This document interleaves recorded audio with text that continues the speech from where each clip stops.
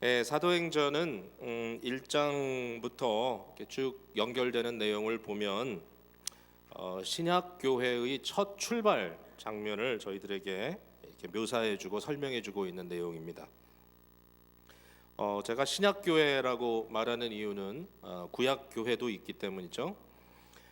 구약의 교회, 저희가 교회 그러면 교회의 정의를 내리자면 교회는 하나님께서 예배자로 불러 모은 회중, 그러니까 예배를 위하여 하나님께서 빼어내어 불러 모은 회중을 교회라고 이렇게 좀 보편적으로 우리가 말할 수 있을 것 같은데요.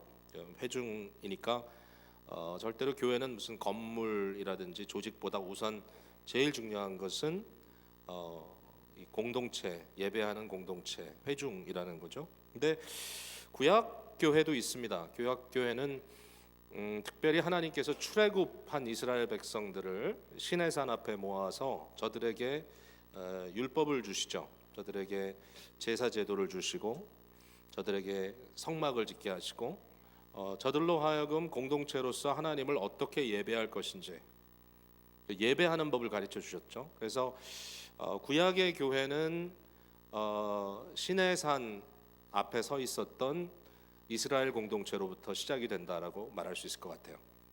그래서 이 구약 교회의 특징은 뭐냐면 그들은 메시아의 오실 것을 기다리는 사람들이었습니다. 구원자가 오신다.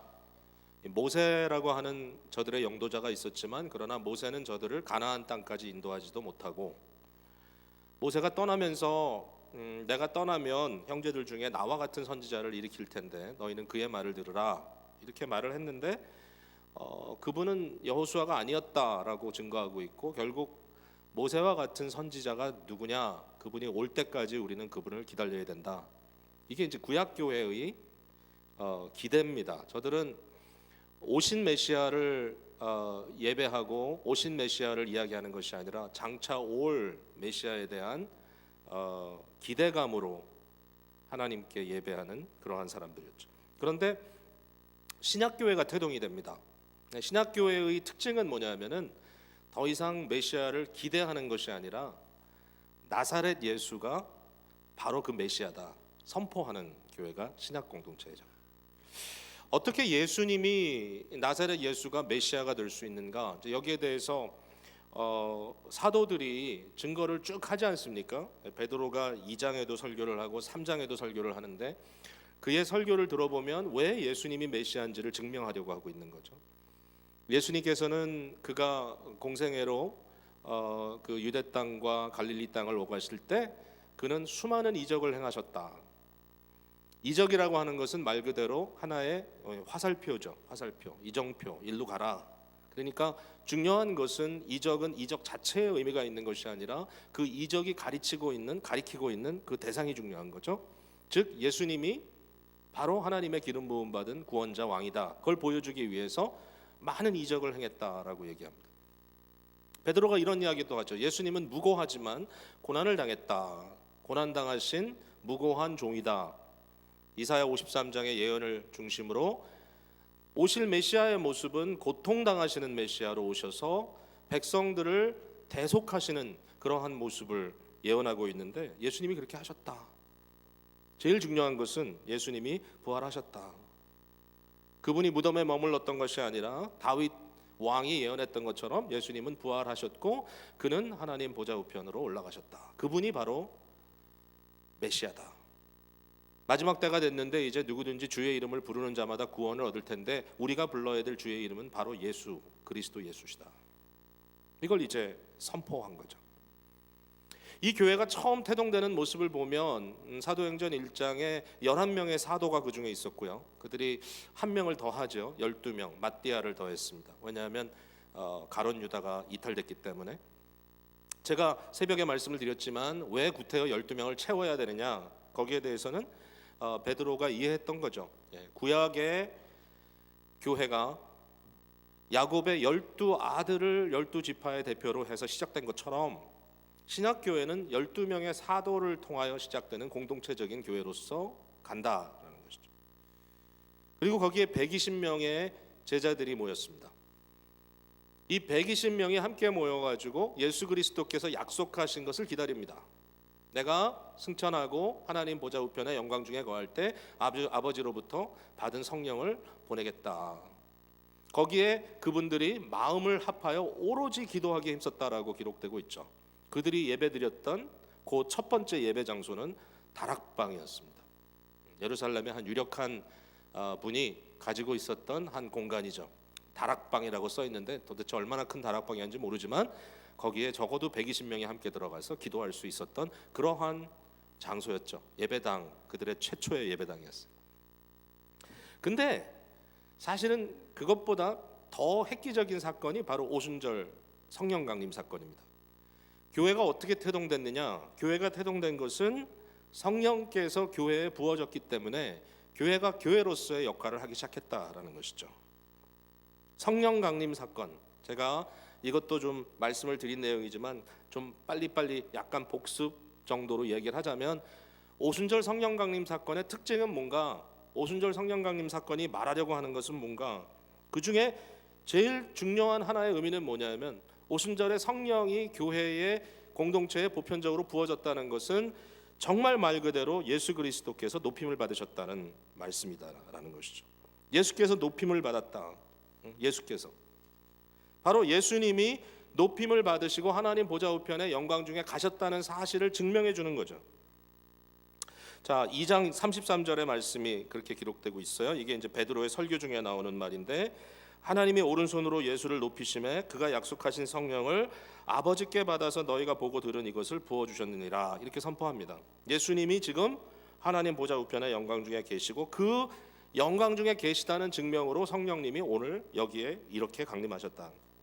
또 하나는 성령 강림 사건은 하나님의 임재 사건이잖아요. 하나님이 아무런 꺼리낌 없이 교회 성도들 가운데 마음껏 운행하시고 마음껏 임재하시는 사건이 바로 성령 강림 사건이라면, 우리 이렇게 얘기할 수 있겠죠. 성령 강림 사건은 예수 그리스도의 구원 사역이 효력이 있었다는 것을 증명하는 사건이다. 정말로 죄 사함을 받았다는 거죠. 정말로 그 제물을 하나님께서 기쁘게 받았고, 정말로 성도들은 그리스도를 통하여 죄 씻음을 받았고, 정말로 성도들은 거룩하다 일컫는 받은 백성이 되었기 때문에 거룩하신 하나님의 성령이 그들로부터 멀리 계시는 것이 아니라 그들 가운데로 깊숙이 들어오시는 모습을 보게 되죠. 또 하나 성령 강림 사건의 특징은 뭐냐면, 바로 성령 강림은 하나님의 백성들을 모든 곳에서부터 불러 모으시는 사건입니다. 우리가 너무나 잘 아는 대로 성령 강림 사건에 벌어진 가장 대표적인 현상은 불의 혀같이, 여기 중요한 건 혀라고 말씀드렸죠. 소통하는 혀의 모습으로, 그러나 불이 마치 이렇게 막 혀가 여러 개 있듯이 모든 사람들 위에 임했다라는 것이죠. 그때 벌어진 사건은 그 모든 분들이 여러 가지 방언으로 말하기 시작했습니다.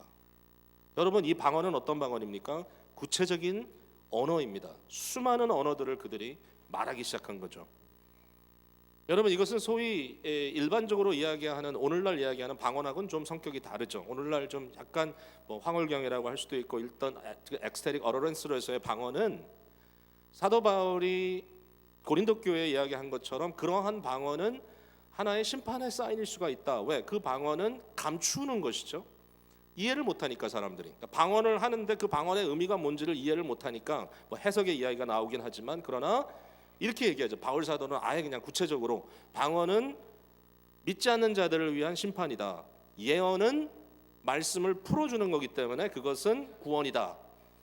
그러니까 오늘날 우리가 일반적으로 얘기하는 이런 하나의 비슷한 소리를 계속 반복적으로 내는 그러한 방언의 의미는 언어의 의미로서 소통의 의미가 아니라 불통의 의미란 말이죠. 그것을 하는 사람들은 어떤 은혜를 받을 수 있지만, 그러나 사도행전 2장에 나오는 방언의 역사는 전혀 다른 거죠.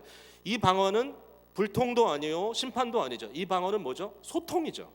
이해가 되는 거예요. 사람들이 이해 못했던 사람들이 자기의 원래 마음에 익숙한 언어로 듣기 시작하는 거예요. 그래서 그 사람들이 다 얘기하잖아요. 어찌 우리의 난곳 방언으로 이 사람들이 말을 하는가. 부르는 거예요. 그러니까 이걸 다시 얘기하면, 바벨탑 사건의 언어를 혼잡하게 함으로 사람들을 나눴던 그러한 심판이 이제는 회복으로, 나눠졌던 언어로 불통되었던 이러한 상황에서 이제는 의미가 이해되는 소통의 장면으로 다시 불러들이는 거죠. 그래서 모든 사람들이 주의 이름을 부를 수 있도록 하는 내용이 나오는 거죠. 자, 오늘 우리가 읽은 본문에도 이 죄사함의 약속에 대해서, 성령의 약속에 대해서 이렇게 얘기하죠. 39절, 이 약속은 너희와 너희 자녀와 모든 먼데 있는 사람 곧 주 우리 하나님이 얼마든지 부르시는 자들에게 하신 것이라. 모든 사람들에게 보편적으로 부르시는 역사를 하시는 거죠. 영적 추수라고 말할 수 있겠죠. 오순절 날의 어떠한 결론으로 오늘 본문에서 본 것처럼 3,000명의 영혼들이 주님께 돌아오는 사건이 벌어졌죠. 이게 추수죠. 영적 추수. 재밌습니다. 왜냐하면은 이스라엘 백성들에게 큰 세 개의 절기가 있죠. 유월절, 예수님은 유월절에 어린 양으로 십자가에 돌아가셨죠. 두 번째 큰 절기가 오순절이죠. 77절, 오순절. 오순절은 뭐죠? 추수절이거든요. 추수. 그 다음에 이제 나중에 보면 장막절이 나오죠. 그러니까 추수절을 맞이해서 성령의 강림으로 인하여 영적 추수가 본격적으로 시작되는, 이렇게 의미가 다 통해요. 이렇게 연결되는 모습을 볼 수가 있어요. 추수를 위하여 성령 강림 사건이 가져온 또 하나의 특징은 뭐냐면은 그리스도의 제자들이 예수 그리스도의 부활을 증거하는데 능력 있게 증거할 수 있는 능력자가 되게 하셨다는 거예요. 보편적으로 어떤 특정한 사람들만이 아니라 아들과 딸, 남녀, 젊은이와 어르신들, 노인들, 노소 구분 없이, 그 다음에 우리 사회 계층의 어떤 약자의 계층인 종들, 남종과 여종에게 똑같이 부어주셨다. 저들이 다 남녀, 노소, 귀천 따질 것 없이 모든 사람들이 한 성령으로 선지자적 사명을 감당할 수 있는 시대를 열어주시는, 그래서 이러한 증거의 확신을 가지고 증거할 수 있는 것, 이때부터 성령 강림 상황으로 이 사건으로부터 선교적 폭발적인 이 확장이 시작이 되는 겁니다. 그게 오늘까지 온 거죠. 이 모든 것에 대하여 사도들은 성령 강림 사건을 이제 종말이 온 것이다, 이제 마지막 때 추수의 때가 됐다, 하나님의 구원의 목적이 이루어지는 그 시대가 왔다. 베드로 사도가 선지자 요엘의 말을 인용하면서 하나님이 말씀하시기를 말세에 내가 내 영을 모든 육체에 부어주리니, 지금이 말세다. 어떤 파괴적인 의미로서의 말세가 아니라 하나님의 목적이 완성되는, 구원이 모든 사람에게 편만하게 주어지는 이러한 새로운 시대, 마지막 때가 열려졌다라는 것이죠. 자, 지금까지 드린 말씀은 서론이에요. 이거 노트하는 분들은 되게 힘들겠다는 생각이 갑자기 들었어요. 제가 나중에 우리 지금 노트 열심히 하는 분이 계시니까 장로님 통해서 받으세요. 굉장히 많은 얘기를 지금 다 했어요. 야, 이거 완전히 뭐 신학 클래스도 아니고 왜 오늘 이렇게 딱딱하게 가는지. 근데 사도행전이 너무 중요하니까 이 앞부분이. 그래서 이제 교회의 모습과 오순절 사건에 대한 이해, 여기서부터 자, 이제 오늘 본문에 나타나는 그러므로 어떤 결과가 일어났는가. 자, 오늘 제가 좀 간단하게 말씀드려야 돼요. 나머지는. 첫 번째는 뭐냐면 이 성령 강림 사건으로부터 예루살렘 교회는 많은 사람들의 회심으로 교회가 본격적으로 시작을 한다는 거예요. 회심, conversion이죠. large scale conversion. 많은 사람들이 동시에 심령의 변화를 얻는, 변화를 받는 이런 회심의 역사가 일어났다라는 거예요. 이게 오늘날도 교회에 이어져요. 이런 특별한 부흥기에는 이런 회심의 역사가 좀 더 large scale로 이루어지기도 하고, 어떨 때는 참 회심 한 사람의 구원을 얻기 위해서 몇 년을 수고해야 될 때도 있지만, 그러나 교회에 벌어지는 중요한 사건은 회심되는 사건이다. 자, 오늘 본문에 보니까 베드로의 설교를 듣고 예수 그리스도가 주님 되심을 듣고 37절에 그들이 그 말을 듣고 마음에 찔려 그랬어요. 그 말을 듣고 마음에 찔려. 너무 구체적인 표현이죠. 그 말씀이 임할 때 마음이 찔림을 받았다. 영어 성경에는 cut to the heart, 마치 칼을 심장에 확 들이댄 것처럼 심장이 찔려졌다. 말씀을 전할 때. 여러분, 이거는 굉장히 중요한 이미지잖아요. 말씀 곧 성령의 검이라 그랬죠. 하나님의 말씀은 곧 성령의 검이다. 양날이 선 칼보다 더 날카로운, 더 예리한 칼로 성령님께서 심령을 찌를 때 어떻게 찌르냐? 말씀과 동반해서 심령을 찌른다. 성령과 말씀은 항상 같이 갑니다, 여러분. 말씀이 없는 성령의 역사는 없습니다. 왜냐하면은 말씀이 없으면 설명이 없고 해석이 없잖아요. 그건 그냥 하나의 힘일 뿐이에요. 무력이에요. 무력만 가지고 역사하지 않아요. 하나님은 인격자이시기 때문에 반드시 설명을 해요. 그러니까 성령의 역사는 반드시 말씀과 함께 가고 말씀의 역사는 반드시 성령과 함께 가요. 말씀의 역사가 성령과 함께 간다는 증명이 뭐냐? 어떤 분은 그렇게 얘기할지 몰라요. 나는 앞만 들어도 말씀이 하나도 들어오지 않는다. 여러분, 제가 오늘 좀 무시무시한 경고 하나 드릴게요. 말씀이 선포될 땐 반드시 성령의 역사가 동반됩니다. 근데 만약에 그 말씀이 여러분의 심령에 들어가서 옥토밭이 되는, 여러분의 심령이 옥토가 돼서 말씀을 받고 그 말씀이 결실하는 곳으로 간다면 그것은 살리는 역사입니다. 그런데 만약에 말씀을 앞만 들어도 튕겨나가잖아요. 그것은 아무 일도 없는 게 아니라 마음이 점점 더 굳어집니다. hardening. 성경에 보면 그런 얘기 많이 나와요. 하나님이 어떤 사람의 심령을 더 굳어지게 했다. 바로의 마음이 harden됐다. 말씀을 들어서 아무것도 없는 게 아니에요. 말씀을 들을 때 성령이 동반될 때 내가 이해가 되고 마음이 열리고 심령의 변화가 생기고 새로운 사람이 되든지, 아니면 듣고 또 누워서 그냥 딱지가 붙은 것처럼 harden 돼가지고 점점 더 하나님의 은혜로부터 멀어지는 거. 그래서 나태해져서는 안 돼요. 절대로 설교 들으면서 그냥 정신줄 놓고 졸아서는 안 돼요. 위험해. 너무 위험한 거야. 심령이 어떻게 되려고? 예? 정신 바짝 차리고 들어야 돼. 그냥 설교를 재미로 듣지 마세요. 그냥 인터넷 항상 켜놓고 설교를 재미로, 재밌는 얘기, 예화 하나 재밌는 얘기 들어가 건졌네. 그런 식으로 듣지 마세요. 말씀은, 하나님의 말씀은 생명의 말씀이고 그 말씀은 성령의 역사로 역사하는 거기 때문에 거기에 경청해야 되고 우리의 마음이 존중해야 돼요. 그래서 말씀은 너무 중요해요. 말씀의 검으로 심령이 찔려졌어요. 저는 오순절 성령의 역사가 양면성이 있다는 걸 이번에 말씀 묵상하면서 이걸 보고선 좀 마음에 새롭게 깨닫고 좀 마음에 감동이 있더라고요. 뭐냐면 증거의 역사라고 항상 생각했잖아요. 오순절 다락방의 사건은 각기 언어로 말하게 해주시는 증거의 역사였다. 근데 알고 보니까 증거의 역사뿐만 아니라 마음을 회심시키는 역사도 있었다는 거죠. 그 안에 성령의 역사가. 성령의 역사가 없었으면 회심이 안 되니까. 그러니까 오순절 사건은 두 가지예요. 말씀이 강하게 증거되고 그 말씀을 통하여 심령이 수술되는 이 두 가지 역사가 같이 일어났어요. 이때에 백성들이 뭐라고 합니까? 우리가 어찌할꼬? What shall we do? 우리가 어찌할꼬? 이렇게 말을 한단 말이에요. 이것은 어떤 소리냐? 마음속에 중요한 가치관이나 그들의 삶의 방향이나 그들의 생각이 변화되는, 바뀌는 소리라는 거죠. 어쩔꼬 나오는 거야 마음에서. 내가 이래가지고는 안 돼. 어떻게 해야 될까? 지금 막 심령에 바뀌어지는 소리가 막 들려오는 거야. 여태까지 살았던 방식으로 되지 않는 새로운 방식이 우리 앞에 열려야 되겠다라고 하는 것을 깨닫게 되는 거죠. 깨닫게 되는 거. 자, 여기에 대해서 베드로가 그럼 뭐라고 그들에게 말씀을 하죠? 베드로가 말하기를 38절에 여러 가지 얘기를 하는데 결과는 뭐냐면 죄사함을 받으라예요. 죄사함을 받으라.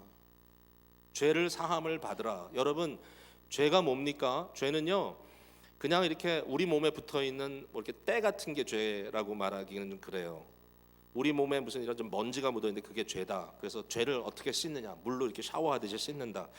근데 죄는 그렇게 힘이 없는 게 아니에요. 죄는 힘이에요. 파워예요. 권세예요. 죄는요, 우리의 마음의 방향성이에요. 죄는 우리의 뒤틀어짐이에요. 죄는 상당히 강한 의미를 갖고 있어요. 그래서 우리가 죄와 싸우는 게 이게 보통 일이 아니에요. 하루 이틀 씻어가지고 되질 않아요. 근데 그 죄의 씻음을 받아야 된다. 죄의 사함을 받아야 된다는 거예요. 사함. 그러니까 죄악된 상태에서부터 획기적인 변화의 길로 가야 된다. 그러면서 40절에 이렇게 써 있어요. 여러 말로 확증하며 권하여 이르되 너희가 이 패역한 세대에서 구원을 받으라. 지금 이 시대는 하나님을 거부하고 하나님의 뜻을 거부하고 자기가 하나님이 되고 자기의 편의와 자기의 쾌락과 돈을 사랑함과 부모를 미워하고 마음속에 온갖 자기중심적인 각각 잘못된 것들로 뒤틀어져 있어요. 순리대로 가지 않고 영리로 가고 계속해서 뒤틀어대는 이러한 이 시대, 마치 홍수가 나서 온갖 집안 잡동사니들이 다 시뻘건 물로 막 흘러내려가듯이 지금 이 시대의 모습을 패역한 세대, 막 죄악된 물이 막 흘러내려가고 있는데 우리가 다 둥둥 떠내려간단 말이에요. 거기에 어떻게 구원을 받느냐? 죄의 씻음, 거기서부터 건져냄을 받아라. 죄로부터 사함을 받아라. 돌이켜야 돼요. 어떻게? 생명이 있어야죠. 연어가 둥둥 떠내려가는 건 죽었기 때문이죠. 연어는 살아있기 때문에 영유하죠. 나는 살았다. 더 높은 곳을 향하여 계속 올라가죠. 새로운 삶의 패러다임을 패턴을 저들에게 보여주는 거죠. 죄 사함을 받으라. 어떻게 받느냐? 죄 사함은 뭐냐? 여기 보니까 회개하여 각각 예수 그리스도의 이름으로 세례를 받고 죄 사함을 받으라 그랬어요. 저는 이제 이 부분에 대해서 이렇게 설명하고 싶어요. 죄 사함을 받는 그 메커니즘을 이렇게 설명하고 있어요. 회개와 세례. 근데 회개와 세례는 다른 게 아니에요. 회개는 내면적인 상태를 말하는 것이고 세례는 외형적인 사인을 말하는 거예요. 의미는 똑같아요. 세례가 뭐죠? 세례가 나의 옛사람이 죽고 그리스도와 함께 십자가에 못 박히고 나의 이제 그리스도 안에 있는 새로운 생명으로 성령의 거듭난 삶으로 다시 태어난다. 다시 살아난다. 예수 그리스도의 죽으심과 장사되심과 부활을 경험하는 것이 세례의 의미입니다. 그리스도와의 연합되는 것. 이게 세례입니다. 회개는 뭐죠? 돌아서는 겁니다. 사실 회개와 믿음은 항상 같이 가는 거니까 이걸 딱 떨어져서 얘기할 수가 없어요. 죄로부터 돌아서고 그리스도를 향하여 나가는 거예요. 근데 우리가 이렇게 설명할 수 있어요. 세례는 우리 평생 딱 한 번 받아요. 세례는 2번 안 줘요. 우리는 재침례파가 아니기 때문에 뭐 세례를 좀 잘못 받았다고 또 주고 그렇게 안 해요. 세례는 딱 한 번 받아요. 근데 그 한 번 받은 세례를 우리는 끊임없이 마음속으로 불러일으켜요. 왜? 반복적인 회개를 통해서. 회개는 계속해야 돼요. 반복적인 회개를 통하여 한 번에 받은 세례의 의미가 우리 속에 계속해서 살아나는 거예요. 네? 마치 결혼 식은 세례와 같고 사랑하며 살아가는 것은 회개와 같아요. 결혼식은 했는데 재밌게 살아가지 못하면 그건 또 뭐예요? 세례는 받았는데 회개는 안 하면 그건 뭐예요? 회개는 했는데 세례를 안 받으면 그건 또 뭐예요? 둘이 살아는 가는데 결혼을 안 했어. 그것도 이상한 거잖아요. 세례를 받아야 돼. 사람들 앞에 나는 예수 그리스도께 속했습니다. 공적으로 외형적인 사인을 받아요. 그러나 중요한 것은 회개. 우리의 마음이 끊임없이 예수 그리스도께 돌아가는. 근데요, 제가 사도행전을 이렇게 쭉 보니까 세례가 굉장히 강조돼 있더라고요. 저는 이게 이번에 좀 새롭게 본 거예요. 어떤 분은 요한복음 사도행전에 중요한 거는 안수래, 안수. 왜냐하면 안수를 해야 성령이 임하신다고요. 어떤 분 한 분은 가는 곳마다 이렇게 안수하는 분이 계셨어요. 안수. 근데 저는 보니까 안수보다 더 중요한 게 세례더라고요. 왜냐하면 중요한 모멘텀이 생길 때마다 회심과 회심에 거기에 같이 연결되는 세례 주는 사건이 꼭 나와요. 중요한 문이 열릴 때마다. 오늘 본문의 세례 사건은 예루살렘 교회의 회심. 그리고 8장으로 넘어가면 빌립이 사마리아로 가서 사마리아에 굉장히 광범위한 회심. 그때 세례 사건이 나요. 에디오피아로 가는 내시를 만나죠. 아프리카의 문이 열리는 장면에서 세례. 그 다음에 이방인들을 대표하는 헬라 로마인을 대표하는 고넬료의 회심과 그 가정에 온 식구가 함께 받았던 세례. 이방인의 선교의 문이 열리는 바울 사도의 회심과 아나니아를 통한 세례. 사도행전 9장. 그 다음에 바울이 유럽의 문을 처음 열었을 때 마게도니아 땅에 들어가서 빌립보 교회 루디아의 가정과 빌립보 간수의 가정이 받는 세례를 줬다는 말, 물세를 줬다는 말이 반복해서 나와요. 어떤 사람은 물세례는 의미가 없다 그래. 그거 아니에요. 분명히 구별되어 있어요. 사도행전에는 요한의 세례와 예수 그리스도의 이름으로 받는 세례. 요한의 세례는 그냥 뭔가 이렇게 죄를 돌이키는 세례라면 예수 그리스도 이름으로 받는 세례는 그리스도와 연합된 진정한 회심을 의미하는 세례예요. 그래서 이러한 것들을 통해서 회심의 역사가 일어난다. 회심, 마음의 변화가 일어난다. 자, 이제 한 가지만 더 얘기하면 이제 오늘 메시지가 마쳐요. 그럼 그 회심이 무엇으로의 회심이냐 이거죠. 물론 이제 그리스도와 함께 우리가 새로운 생명을 산다. 근데 그 새로운 생명을 한마디로 어떻게 정의할 수 있겠는가? 여기에 대해서 저는 이 회심은 이 현세에 물들어 있었던 세대가, 이 현세, 지금 우리가 이 현세에 몸 닫고 있잖아요. 어차피 근데 이 현세의 가치와 현세의 어떤 쾌락과 현세의 낙과 오늘날 모든 사람들이 동일하게 추구하는 자기 자신을 만족시키는 이러한 자기중심적인 문화, 이러한 현세적인 삶을 내려놓고 예수 그리스도의 부활의 삶, 종말적 삶으로 새로운 세대의 뉴 라이프로 변화되는 회심이었다는 거예요. 가치관이 바뀌고 생각이 바뀌고 목적이 바뀌고 살아가는 방식이 바뀌고, 이게 구체적이야 아주. 그러니까 오늘날 교회가 세속적인 교회다라는 얘기를 하잖아요. 그건 뭐예요? 현세를 그대로 반복하면서 사실상 내세에 대해서는 말만 할 뿐이지 거기에 가치관에 전혀 동화되지 않으면서 살아가고 있는데 교회다. 그러면 편안한 것만 따지겠죠. 그리고 교회가 그냥 어떻게 하면 내가 좀 그냥 세상에서 좀 더 잘 살아볼까, 내가 잘 사는 거 좀 이렇게 아나운스하고 사람들 앞에서 좀 이렇게 드러나 보이고 그런 거 가지면 된다. 그거는 세속적 교회예요. 초대교회는 세속적 교회가 아니에요. 초대교회는 종말적 교회예요. 종말적 교회. 이 예루살렘 교회를 이해하려면 그걸 이해해야 돼요. 3천여 명이 회심을 합니다. 그들이 올인한 포인트는 뭐냐면 예수 그리스도의 부활 사건입니다. 부활하신 예수 그리스도가 영광을 받으시고 그 부활하신 주님께서 교회에 그의 성령을 부으셨다. 성도의 부활의 시대도 열릴 것이다. 아마 그들은 이렇게 기대했을 것 같아. 금방 온다. 종말이 문 앞에 와 있다. 아니, 이미 우리는 종말의 시작점에 들어갔다. 우리는 이미 종말의 문턱을 넘었다. 종말이라고 하는 하나님의 모든 구원의 목적이 완성되는, 우리가 소위 말하는 내세죠. 내세, 오는 세대, 현 세대, 오는 세대. 근데 이 신약교회의 특징은 뭐냐면은 현 세대에 아직 발을 담그고 있지만 내세가 이미 왔다라는 거예요. 지금 여기 예수 그리스도의 부활로 이미 내세가 여기 와 있다. 이걸 발견한 거야. 내가 어디에 속했는가? 나의 삶이 지금 어디에 속해 있는가? 여기에 아직도 몸을 담고 있지만 그러나 나는 이미 내세에 속했다라고 하는 것을 그들이 경험하게 되는 거예요. 참 이거 굉장해요. 그 나머지 내용을 보면요, 초대교회 예루살렘에 모였던 이 3천여 명의 성도들을 보면 아무것도 안 하고 매일매일 놀고 먹은 것밖에 안 나와요. 여기 보면 그 이상해. 이랬단 얘기가 없어 이 사람들이. 그렇잖아요. 매일 떡을 떼고 매일 교제하고 그 다음에 모든 물건을 다 서로 통용하고 재산 소유 다 팔아버리고 필요에 따라 나눠주고 날마다 마음을 같이 성전에 모이게 힘쓰고 집에서 떡을 떼며 기쁨과 순전한 마음으로 음식을 먹고 하나님을 찬미하며. 어떻게 이렇게 살 수 있죠? 그러니까 이 사람들의 지금 마음속에 뭐가 지금 해프닝하는 거죠 이게? 예? 이거를 보고 어떤 사람들은 야 봐라, 기독교가 지향하는 것은 공산주의다. 그렇게 얘기하는 사람들 많아요. 분배, 디스트리뷰션. 일 안 해도 똑같이 나눠 먹을 수 있는.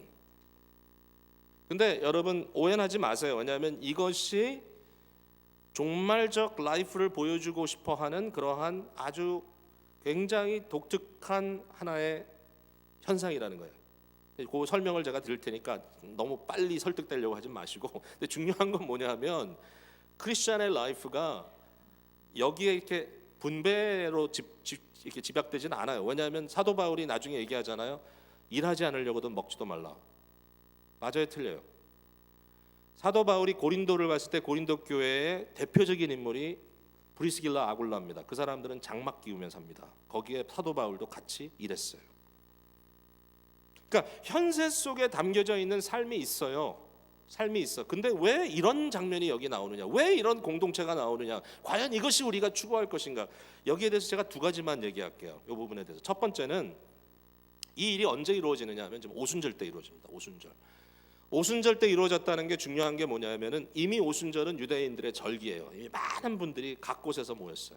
그래서 그들이 모여가지고 이미 당시에 유대인들이 절기를 지킬 때 자기의 소산의 11조를 10분의 1을 떼어가지고 그거를 직접 물건을 가져오든지 아니면 거리가 너무 멀면 그걸 돈으로 바꿔가지고 가져와요. 그리고 나서 예루살렘에 모여서 모든 유대인들이 오순절 공동체 또는 유월절 공동체 또는 장막절 공동체로 자기네 가져온 10분의 1 그 모든 소산을 다 팔아가지고 먹고 마시고 같이 놀아요.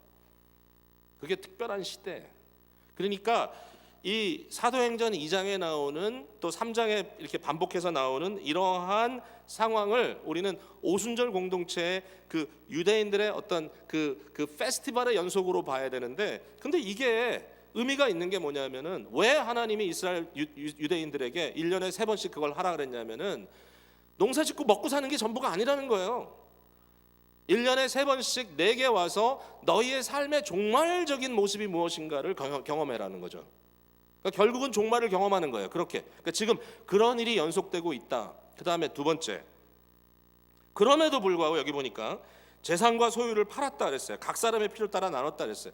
이 말은 뭐냐면 예루살렘에 살고 있는 분들도 자기의 재산을 처분하기 시작합니다. 나중에 보면 바나바가 그런 일을 합니다. 아나니아 삽비라 얘기도 나오지만 그들이 이 재산을 처분합니다. 왜 그랬을까? 이게 이제 중요한 거죠. 이들은요 부활에 올인한 거예요. 이들은 종말이 왔다고 믿은 거예요. 이미 집이 다 문턱에 와 있어. 그러니까 현세를 살아가는 여정으로서의 여행자의 삶이 더 이상 필요 없다고 하는 그런 마음의 각오가 들어온 거예요. 굉장한 자유함이죠.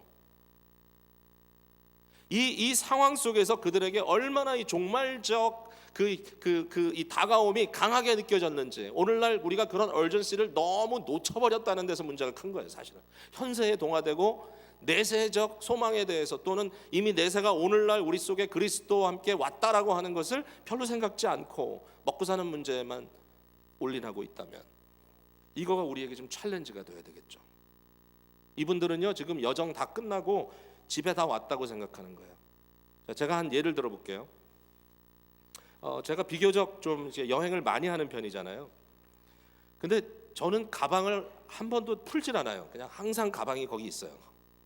그 가방이. 근데 한 가지 이제 좀 마음에 이렇게 결심은 뭐냐면은 시간이 아까우니까 가방 체크인을 안 해요. 항상 여행하면서 가방은 캐리언이에요. 한 달을 가도 캐리언, 5일을 가도 캐리언, 가방 사이즈도 항상 똑같고 어떻게 그렇게 되는지 모르겠어요. 하여튼 근데 똑같은 가방 들고 다녀요. 근데 그 가방 안에 가지고 다니는 게 있어요. 몇 가지가. 여행을 할 때 예를 들면 콜게이트 트러블 사이즈 투스페이스트 요만한 튜브 있잖아요. 몇 개씩 가지고 다녀요. 여행 가는 곳마다 맛이 다른 치약을 쓰는 게 어떨 때는 좀 싫어요. 뭐 인삼 치약 이런 거 싫어요 별로. 그래서 똑같은 치약 그 트러블 사이즈를 몇 개를 이제 넣어가지고 다녀요. 넣어가지고 다니고 그리고 좀 좋은 호텔에 혹시 가게 되면 치약을 더 달라 그래가지고 받아서 또 넣어요. 거기다 집어넣어요. 그거 주잖아요, 요만한 거. 그 다음에 또 이제 뭐가 들어있냐면은 커피 가른 거, 뭐 이런 것도 좀 넣어가지고 다니고. 왜냐하면 필수니까. 그 다음에 어떨 때는 이제 어디에 가느냐에 따라서 컵라면 조그만 거. 그 다음에 어떨 때는 볶은 고추장 튜브에 들어있는 거 조그만 거. 그런 가지고 다니시는 분들 많더라고요. 그러니까 이런 것들을 가방 안에 넣어놓고 다닙니다. 근데요, 만약에 제가 지금 여행을 막 시작하는 중이잖아요. 막 이제 시작이에요. 이제 앞으로 갈 길이 멀어. 그러면 그걸 얼마나 아끼겠어요, 제가. 근데 여행이 다 끝났어 이제. 내일 집에 가요. 오늘 이렇게 제가 이렇게 만난 사람들을 보니까 불쌍해. 그러면 제가 그러죠. 야, 이 컵라면 내가 2주 동안 들고 다녔는데 먹을 일이 없을 것 같아. 이것도 너 먹어라. 야, 이 치약 이것도 몇 개나 가져. 어? 이거 고추장 너도 가져. 다 줍니다. 왜? 집에 가면 많으니까. 집에 가면 되니까. 종말의 삶이라는 것은 그런 것 같아요. 지금 여행 중에 내게 필요한 것에 대해서 집착할 수가 있어요. 왜냐하면 여행을 간다는 이 생각에 막 마음이 조여 있기 때문에 별거 아니에요.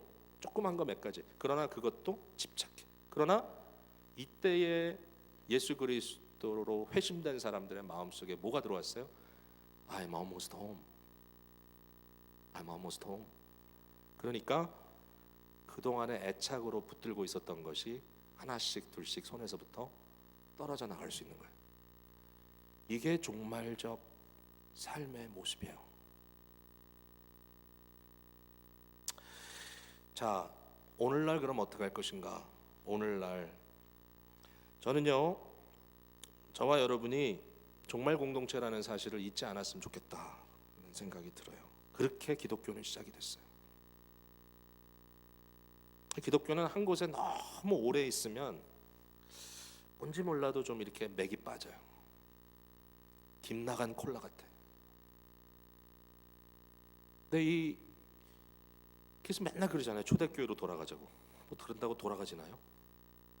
중요한 거는 초대교회로 역사적인 어떤 포인트로 돌아가는 게 중요한 게 아니라 그들의 생각을 이해하는 거예요. 죽음을 문 앞에 두고 언제 내가 주님이 부를지 모른다. 또 예수님이 언제 오실지 모른다. 사명을 위해서라면 내 집에도 안 묶이겠다. 이런 세상의 모든 가치에 묶이지 않겠다고 생각했던 초대교회 성대들의 종말적 의식. 오늘날 그게 아니라 그냥 현세적 의식, 안주하고픈 마음, 여기가 좋사오니, 그게 교회를 병들게 할 수 있다고 생각해요. 잘 먹고 잘 살기 위해서 교회가 있는 게 아니라 잘 먹고 잘 살아도 불행하더라는 것을 깨닫기 위해서 교회가 있습니다. 더 중요한 문제가 딴 데 있더라. 그래서 오늘은 우리가 그럼 어떻게 살까? 지금은 우린 절기 지키고 있지 않잖아요. 지금 우리가 뭐 오순절도 아니고 뭐 유월절도 아니고 우리가 모여서, 물론 주일은 그냥 모여서 우리가 하루 좀 먹기도 하고 서로 교제도 하고 이렇게 다 세상 어떤 이런 일반적인 일들을 내려놓지만, 그러나 일반적인 우리의 삶의 현장은 여전히 일해야 되죠. 일해야 돼요. 브리스길라 아굴라처럼, 바울처럼 우리의 손으로 열심히 일해야 됩니다. 근데 현세를 살아가지만 내세를 품고 있는 사람들의 삶의 모습은 좀 달라요. 뭐가 중요한지를 알아. 뭐가 남을 건지를 안단 말이에요. 제가 송구영신 예배 때 전도서 9장에 있는 말씀을 가지고 크리스찬이 세월을 아끼는, 기회를 포착하는 라이프의 모습에 대해서 몇 가지로 얘기했잖아요. 그냥 잠깐만 그냥 리뷰를 한다면 이런 거예요. 살아가면서 제일 중요한 게 뭐냐? 감사하는 거예요. 기쁜 거예요. 그냥 주님께서 내게 오늘 또 하루를 주셨구나. 2018년 첫 주일날 우리가 이 자리에 있을 수 있구나. 많은 분들이 아파요. 지금 감기 들어서. 내가 오늘 이 자리에서 예배할 수 있구나. 우리에게 이런 좋은 공동체 주셨구나. 감사하는 마음. 그다음에 두 번째는 멋있는 삶. 샤워도 좀 하고 단정하게 하고 멋도 좀 부리고. 근데 그게 세상적 세속적 멋이 아니라 하나님 나라의 아름다움을 추구하는 항상 준비된 모습으로 살아가는 마음. 제발 예수 믿는다고 찌질하게 살지 말고. 그게 무슨 얘기야? 나는 지금 금식 중, 머리 기름기 쭉쭉 흐르고 눈화장 눈물 자국으로 쫙 이러면서 주여. 그럴 때도 있지만 더 중요한 거는 사람들이 당신들을 흠모하게 하세요. 세상적인 게 아니에요. 저 사람은 단정해. 베드로 사도가 그러죠. 아웃사이더에게 단정하게 살아라. 자, 그 다음에 사랑하는 아내와 함께 즐겁게 살아라. 사람이 중요하다. 사랑하는 아내, 사랑하는 남편. 제가 오늘 이 설교 준비하면서 제 아내하고 좀 더 젊었을 때 이쁘게 찍었던 사진을 하나 딱 비춰줄까 그랬는데 포기했어요. 여러분 혹시 시험 받을까봐. 그런 모습으로. 놀라워요. 올해가 저희 결혼 30주년이에요. 하나도 안 놀라신. 겨우 그런 사람들이죠. 근데 우리의 자녀, 우리의 부모, 영혼들을 아끼고 사랑하고. 너무 멋있잖아요. 그 다음에 내 손으로 일을 얻은 대로 힘을 다하여 할지어다. 최선을 다해라. 너희의 삶이 주위 사람들에게 아, 저렇게 열심히 사는구나. 그러나 그것이 자기의 배를 불리고 사람들을 업신여기고 잘난 척하기 위해서 하는 것이 아니라 나눠줄 것이 있기 위해서, 하나님의 나라를 확장하는 일에 마음을 더 두기 위해서 이런 일들이 벌어지는 거죠. 거기다가 이제 결론입니다. 진짜 결론. 종말적 삶이라는 것은 사실은 좀 비중인데요. 가치, 우리의 삶의 중력, 우리의 삶의 무게감, 그래비티가 어디서부터 나를 끌어당기는가? 현세가 나를 끌어당기는가? 아니면 종말이 나를 끌어당기는가? 우리의 이 중력의 센터가, Center of Gravitation이 어디에 있는가? 예수 그리스도의 부활의 삶에 위의 것을 바라고 끊임없이 우리의 삶 속에 종말적 하나님의 약속이 성취될 것을 머릿속에 항상 이 포인트 오브 레퍼런스, 모든 생각의 중심으로 잡고 일어나는 일들을 감사히 기쁘게 수용하는 저와 여러분이 되길 바라고, 그래서 좀 자유로웠으면 좋겠어요. 올해는 자유로웠으면 좋겠어요. 여러분 이제 남은 생애에 하고 싶은 게 뭐예요? 뭘 좀 했으면 좋겠어요. 이 세상에서 하고 싶은 거 좀 하세요. 이렇게 세계 곳곳에 복음 전하는 세팅에서 어떤 일이 벌어지는가, 그런 거 정말 맨날 선교지도 가봐야 되는데 그러지 말고 가세요. 그리고 모든 면에서 우리가 하나님 만날 준비를 하고 사세요. 저도 그렇게 노력해 볼게요. 그래서 뭔가 내가 지금 안주할 수 있는 그 자리에서의 집착이 아니라 내게 주신 인생, 종말에 속한 사람으로서 어떠한 일들이 우리 마음속에 좀 자리 잡아야 될 것인가, 그런 고민들을 좀 하면서 초대교회의 이 종말 의식을 회복하는 귀한 한 해가 되었으면 좋겠습니다. 기도하겠습니다.